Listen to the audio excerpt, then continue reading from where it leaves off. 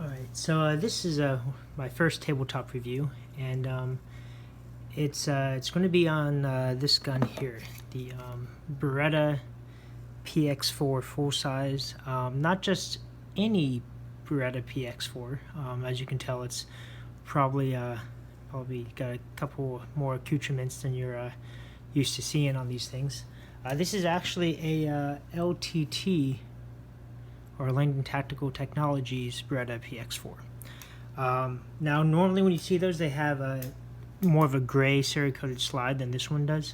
For a while, they actually offered a reduced price model that didn't have that sniper gray coated slide here, which, to be honest, I wish it did. Mainly because if you guys are familiar with a lot of Beretta handguns, they use this brunition finish, and it wears really quickly.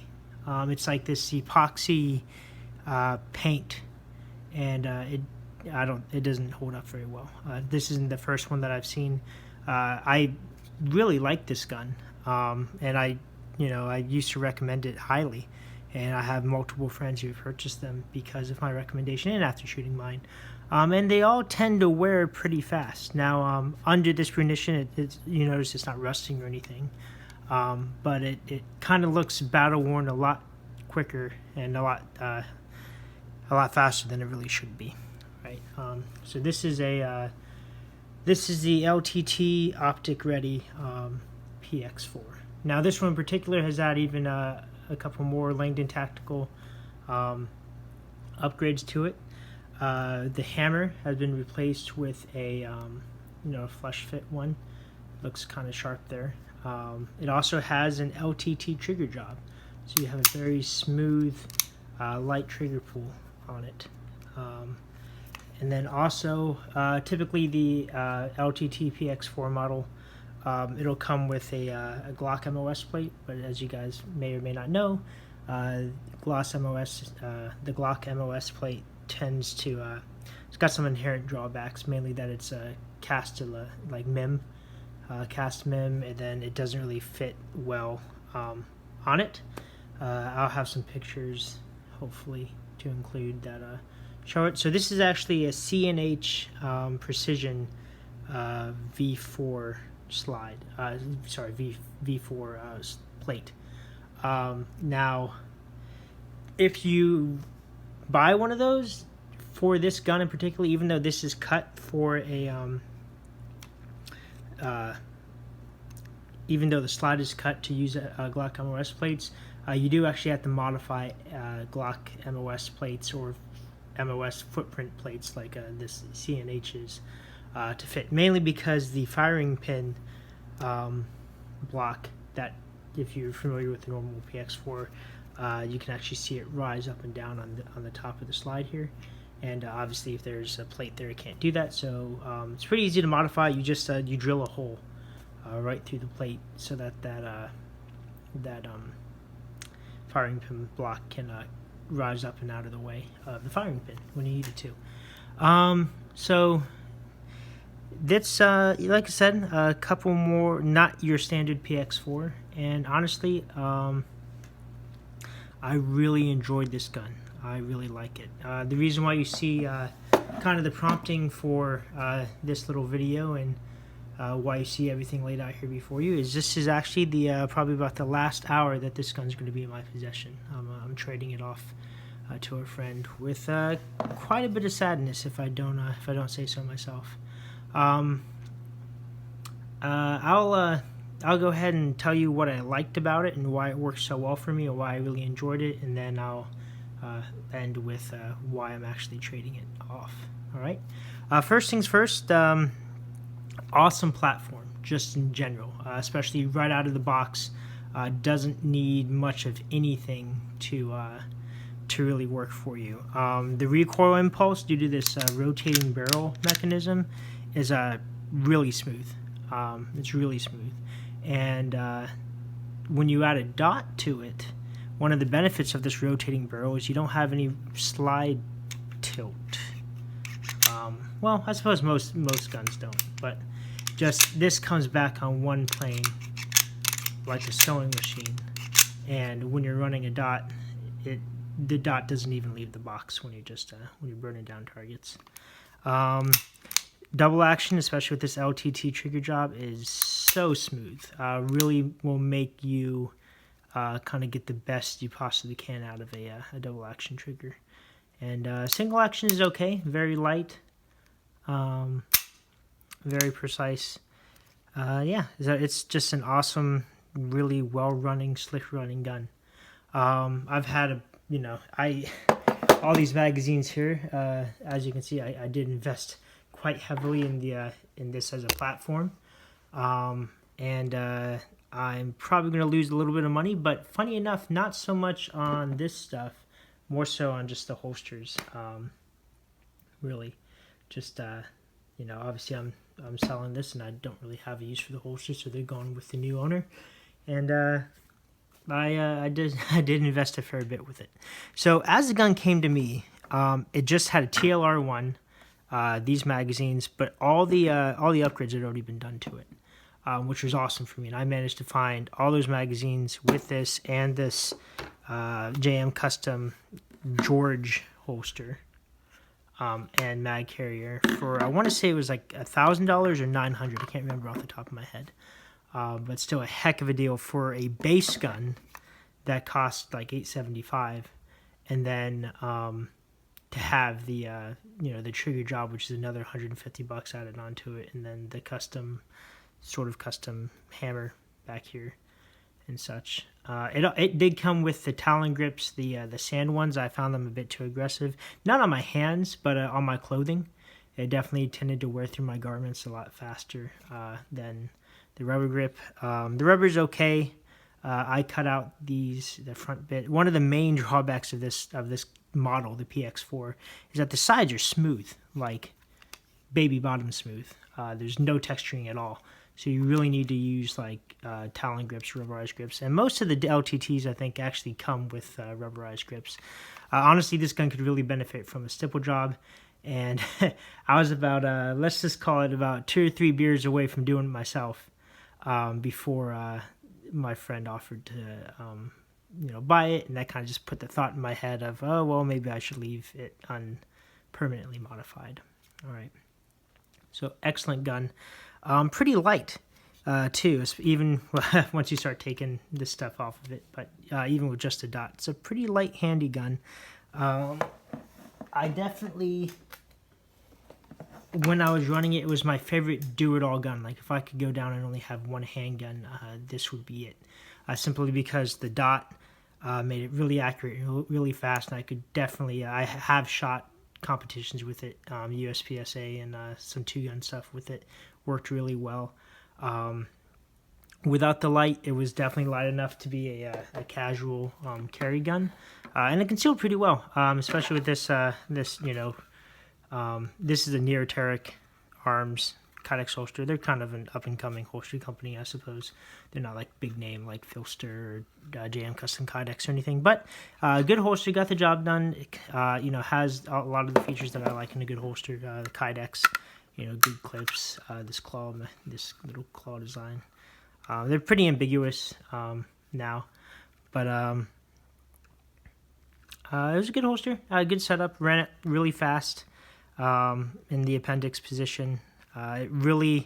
This really was like the epitome of my appendix double action, single action. Like it was a solid carry setup, and really a very capable one. I ran this for USPSA and two gun. It's just I had a Safariland, UBL that this kind of clipped into, worked really well. So hopefully the new owner will make use of that. I hope to see him in some competitions. He's new to that, but he's going to have a system that will, he'll be able to just step into it off the street, so to speak. I would carry this, and I had on occasion carried this with a TLR1 as well as it, and in this another Neoteric Arms holster, really good. Pretty comfortable, hit very well. A little kind of a high high threat level, high security posture, you could call it, for all that firepower, so to speak. 17 rounds, 18 rounds of the gun with a 20-round magazine as a spare. I mean, you can handle a lot of different, a very large window of threats with that setup. But yep, so it rode well, and I'm really going to miss this gun. It really was a good do-it-all gun. So that kind of brings me to, why am I selling it? Mainly, I love double action, single action. I really do. I think it's, Ernest Langdon, the guy from Lucky Gunner, like, even, what's the guy, Armed Citizen Protection? No, what is it? ASP. Can't remember what it stands for, but that channel, they all love double action, single action. It does have some inherent safety benefits. You have a really good compromise of safety with that first trigger pull, but you still can follow it up with a very precise and fast shooting in single action. So it really is a solid platform. I am going to miss it. So why am I selling it? Mainly because I want almost the exact same setup in a Beretta 92. I love the 92 series pistol. I've had one. I've had the LTT one, and I'm kind of saving up for to have a very similar setup to this, only as a Beretta 92. Some things I don't like about this gun, obviously the texturing on the sides or lack thereof, but also there's not really a way to put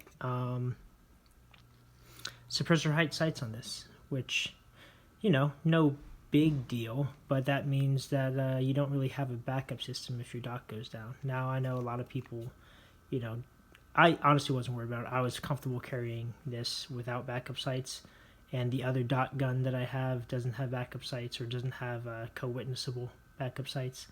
It really doesn't bother me. I feel a little more comfy about it if I had an enclosed emitter optic, but I don't.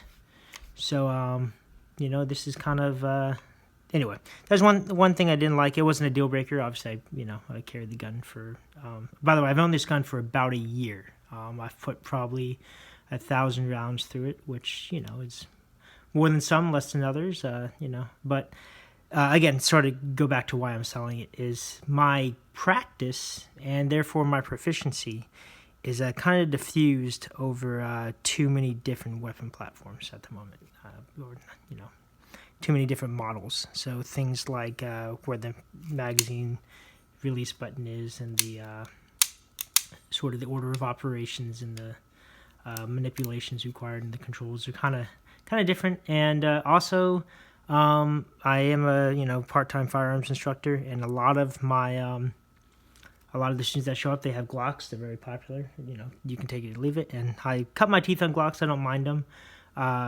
And I just found that a striker-fired pistol was a little more relevant to some of the students I'm seeing in my classes. So that's why I'm kind of going back to Glocks for bigger, duty-sized guns and instructing purposes. I've still probably, my main carry gun is a third gen Smith 6906. It's smaller than this, which is the reason why it gets more carry time. But like I said, between the different platforms, and I shoot a Beretta 92 quite often as well. So I just kind of wanted to take one more gun out of the rotation so that my practice is diffused over less platforms. And that's especially important this year in 2020, when ammunition is so hard to come by and it's so expensive. So I just kind of need one less horse in the stable, so to speak. But like I said, I am going to miss it. I hope my friend enjoys it. He was very impressed with the gun when he first shot it, and I'm sure it's going to serve him well. I hope to see him shoot some competitions with it. If you are a Beretta 92 fan, this is an excellent, modernization of that. It shoots very similarly. The grip angle and sight presentation stuff is very similar to a Beretta 92. Trigger's really slick on it. As good as the trigger is, though, I don't think it's good as a trigger in on a steel framed or a metal frame gun. My 6906 has got a really nice trigger, and that has no modifications to it. And my Beretta 92 is stock, with the exception of a lighter trigger spring, and it's pretty. It kind of feels a lot more, not a lot more, but subtly more stable and consistent than this gun. Just, polymer frame flexes a bit, and when you have a heavier, longer pull, as you do with the double action, it's kind of noticeable. And the trigger's also plastic as well, which can cause some flex. I don't know. It's very subtle. Like I said, it's not a deal breaker. It doesn't hold you back really, but something I noticed. And if I am going to, if I get to pick my horse, so to speak, then I kind of want the best I can get. This is lighter than a Beretta 92, so if you're not really up to carrying that honking boat anchor everywhere, then this is probably a good alternative as well. I think that's all I really wanted to cover. As far as just stock triggers go, I used to shoot a px4, my friend's px4, which is bone stock, just right out of the box, no LTT goodness to it. Still pretty good, but this one's noticeably better. And speaking of triggers, this, as well as the stock px4, the double action, single action is excellent compared to HK firearms. I know a lot of HK people, are going to get mad at that, but honestly, this is just a better trigger out of the box, and then even more so with this LTT mod than a HK P30, HK P2000, USP, 45 and 9mm, all the HKs that I fired, this had a much better single action and double action trigger to it. So take that for what it's worth. Also, like I said, a bit of modification is necessary if you want to run an MOS system on this sort of optic cut. One of the ones I had to make for this C&H precision, not just by drilling that hole for the firing pin block to come through, but I also had to file the front of the sights down. For some reason, the way it was, they mathed out the where this optic was going to sit. It wasn't the same when I switched the plates on it, so I actually had to file the front down so that the optic body would fit in it. But yeah, awesome gun. I'm going to miss it, but I'm sure my friend is going to enjoy it and put good use to it. I did want to cover some of these other holster things as well. So, these Neoterics are great. This is Neoteric. Like I said, up and coming holster, not up and coming. They're just not as big name as like some of the others. You can definitely tell where they might have been inspired with which companies might have inspired some of these design features. But another holster I used for it was this one. Is a Blackhawk Omnivore. As the marketing shows you, it'll fit anything with TLR1.